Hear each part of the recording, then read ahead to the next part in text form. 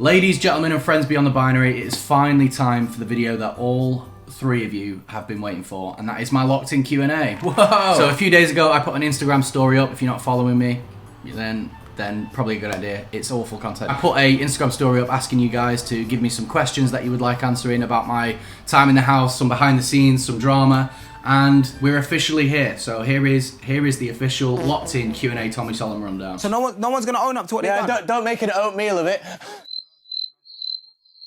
All right, first question is favourite moment that wasn't shown on screen. There were a lot of moments that weren't shown on screen. There was a lot of funny moments that weren't shown, and there was a lot of not so funny moments that you're kind of happy didn't get shown. There was one bit that I was really happy didn't go in, and that was the episode where me, Chazza, and Beno all are like hiding stuff. We hid so much more than they showed. Like, I remember going around to like every table countertop and just like shoveling stuff into my jumper pocket, and like I put it in a drawer by the cutlery drawer, which no one ever looks in. The next day, still no one had found it, was the day that Leo went. I'm pretty sure half of her shit was in there, so I had to, Leo got announced as being eliminated. Everyone was really, really upset, and I was like, I've got to go and like try and get this stuff back. So I like discreetly walked off to the kitchen, like fucking trying to take all the shit back out, and I think I walked back in like, whoa, what the hell, where's all this stuff been? Is this any of this yours? I'm happy that didn't go in because I felt like a piece of shit. Poor girl just got eliminated, and my first thought was, oh, I better go and retrieve a Vaseline from the cupboard. I'd say the biggest thing was the evenings. Like the evenings we would, we'd go to bed, the lights would go off, that's where the episode ends for you really, and then the lights would come back on, we'd all immediately get back out of bed, and that for me at least, and I'm pretty sure most people enjoyed that more than any other time in the house, because that's where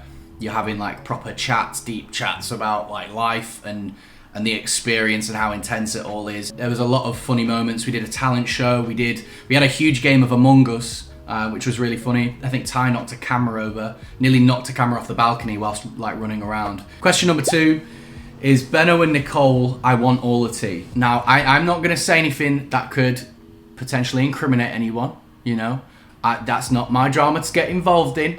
All I'm saying is there were two, 18-year-olds, or yeah, I think both are 18, but two good-looking people just chilling in a house. Can I say that if they're 18? Anyway, all I'll say, two people like that in a house together, locked in a house together for 2 weeks. I mean, you do the math, That's all I'm going to say. I'm not going to say anything more, anything less. Two people in a house at the same age who probably found each other attractive. I don't even know. Next question is one thing you miss about being in the locked-in house. I think easily it's the socializing. I think it's so good for like, I had one of those moments where I was like, I think this is what humans are meant to do.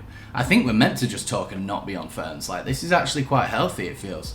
Obviously the first thing I did when I got out was go on my phone and not talk to anyone. You don't have a distraction in there. You don't have a TV you can put on, or a show you can put on, or an Xbox to play. You have got just each other's conversation. Next question, did you have beef with Amy?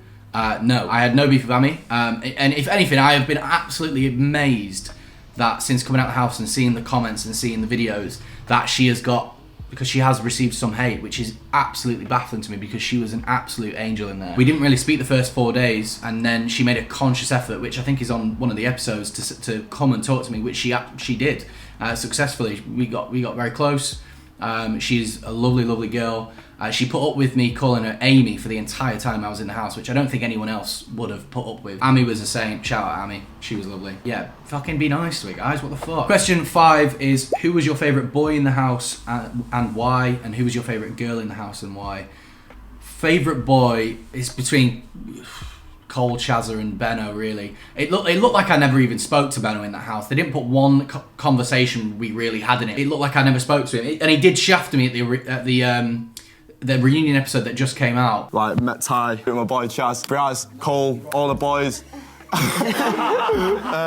No, all the other boys. There's only fucking one left, mate. It's me. But he felt bad about that. But I was close with him in there. I was really close with Chaz. Me and Chaz had a really good last night together where we just sat out with a blanket and a cup of tea for like 3 hours. Favourite girl and why? I came out of it and I was like, I wish I'd have spoken to Maya more. And we still spoke a lot. But Maya, her presence is just inherently comforting. It's a very good trait to have. I'd say Maya, or maybe Bells or Amy, or Leo and Nicole. So honestly, fucking everyone. I don't really know. Question 6. Did you know what time it was? No, we had no fucking clue. I don't think people at home or viewers will realise how much not knowing the time messes with you. And if you're sat there thinking like, oh, just look at the sun. First of all, I'm not Crocodile Dundee. I can't read I know roughly when it's in the middle of the sky, otherwise I'm fucked. Secondly, if you watch the episodes, you'll notice that although the real windows in the house, they are real, they are fogged out, and then there's floodlights on the outside. It looks like the same time of day, whether it is 1 a.m. or 1 p.m. And you have no concept of time whilst you're in there. You cannot find out, you cannot ask, they will not tell you. There was one time where there was thermostats around the house. We figured that one of the thermostats they put caps on them, and one of the thermostats the caps had fallen off, and we had the time on the thermostat, and we were then trying to discreetly tell each other and communicate what the time was. Bear in mind, there's cameras on us and we're mic'd up, so we had to be really, really quiet about it. That was the only time I think we properly knew the time, and we were really excited. We were like, oh, they don't know, we've got this here. We've got one over on Sugar Lips, and we didn't, because she can see everything. Question number 7, is there really zero privacy? Yes, literally no privacy. There is no corner of the house that you can go to where you are not being filmed, except the bathroom, we think, and even then you had your fucking microphone on. So some poor fucker in the audio room was having to sit and listen to your shit hit the water, because they told us that they would, oh, we'll cut your mic when you go to the bathroom.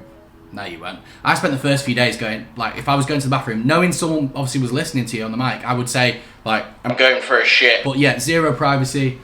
Even in the evening, you know, it's 24/7. You know what I mean? It's not an exaggeration. You are being filmed non-stop. I will say you did get used to the cameras. First few days were kind of weird, but after that, you kind of just forgot that they were there, which is hard because they are like. It's not like they're not hidden cameras. You can see all the cameras. They're plonked, like right there, you know what I mean? And sometimes you'll see them move whilst following you. All right, we are well and truly getting into the drama now, because question 8 is, how did you feel Ty stabbed the Boys Alliance in the back? How did you feel when Ty stabbed the Boys Alliance in the back? I think in that scenario, I felt very uncomfortable throughout my time in the house about the divide between the boys and the girls, especially because a lot of the boys were older and a lot of the girls were younger. It was a strange one. I ultimately think he made the right decision.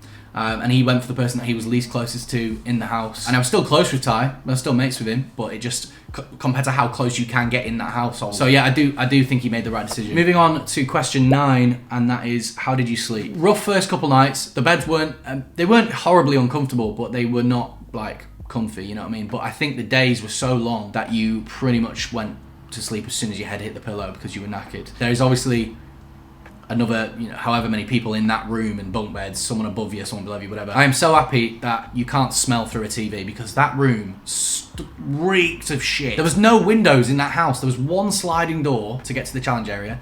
There was no windows, so it fucking stunk. All right, we have got a lot of questions, so I'm going to do a speed round, and I'm going to answer every question in 10 seconds, or try to, and see how we go. First question, who was up first? Cole was normally up first. I think there was one morning he accidentally got up at like 5, and obviously we didn't know the time, so he just kind of chilled for a bit. I got up a little bit after. What happens when you run out of resources? You would tell Sugar Lips or the production crew that you needed like more bread or pot noodles, which was basically 90% of our diet whilst in there, or toilet roll. We went for a lot of toilet roll, and they would just bring more in. Favourite day you were in there? I should have given myself 20 seconds. It's just so stupid. Why did I give myself 10 seconds? I don't know. All of them. All of the days were good. I don't know. Favourite challenge? The Danny Aaron's one, the tent one. I really enjoyed that. I camped a lot and went caravan a lot as a kid, so I really backed myself, and we fucking won. So I'm proud of myself for that one. Was everyone nice when they weren't being filmed? Everyone was lovely. First of all, everyone was always being filmed, so there's that. The answer to that question. You can't not be in. You can't be in it. Oh god, why did I give myself 10? That's so stupid. You can't like fake a personality for like 2 weeks or however long you're in there for. You have to be yourself, and everyone was nice. Did you get woken up at the same time every day? We think so. Like I said before, we had no idea of the time, so we had no idea when the cockerel was going to go off. You didn't know if you had time to shower before it or after it or whatever, so we just kind of guessed. Next, what did you do on Saturdays when you weren't filming? We were still filming. You didn't just have like a break from the house. They just don't put the episode out on the Saturdays, just so they get an extra day to edit. But you're still in there and you'll still see the footage. Who was the most jarring? Probably Bells and Nicole or Braz. Braz used to monologue, like unironically, and Bells and Nicole they were just very loud, and it was okay because they're sweet and they got away with it. But yeah, probably them too. Who was the messiest housemate? Probably also Bells. It's even on camera where she like took her wet socks and shoes off and just planted them next to me and fucked off. I was like, cheers, Ben. Thanks, love. So probably Bells. Yeah. Okay, locked in Q&A's done. I don't know why I made myself rush like that. I actually got a lot of anxiety there. Thank you very much for watching. I appreciate you. I'm going to be doing more videos like this and more long form content. So if you are interested in that, you can follow me on my YouTube channel. Obviously, you knew that already. I also have Instagram, TikTok. If you fancy being an absolute angel and following me on there, then that'd be also appreciated. But it's up to you. You're not missing much, can't lie. I also want to say thank you so much to everyone that supported me in there. I came out to a lot of lovely messages and a lot of lovely comments. Please don't think I haven't seen them. Thank you very much for watching. But I don't know how to end these.